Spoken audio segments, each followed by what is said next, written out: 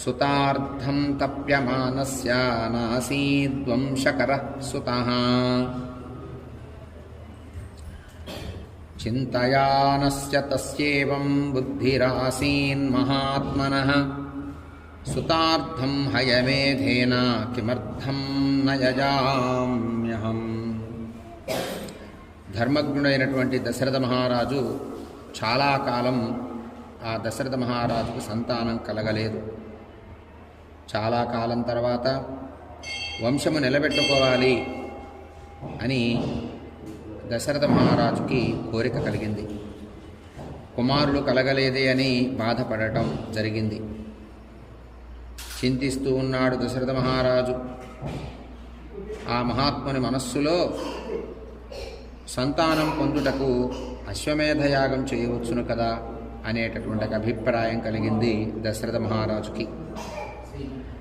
ఎన్ని యజ్ఞములు ఎన్ని యాగములు ఎంత రాజ్య పరిపాలన చేసినా సంతానం లేకపోతే ఎలా అనేటటువంటి అభిప్రాయం కలిగి అశ్వమేధయాగం చేద్దాము అని అభిప్రాయపడ్డాడు దశరథ మహారాజు.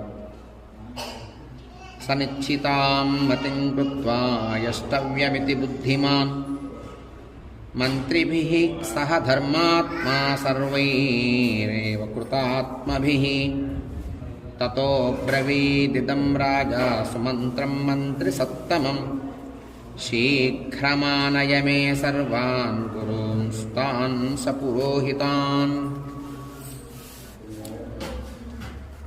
చాలా బుద్ధిమంతుడు దశరథ మహారాజు, ధర్మాత్ముడు, మంచి మనస్సు కలిగినటువంటి వాడు. అందరి మంత్రులని పిలిపించాడు, సంప్రదించాడు.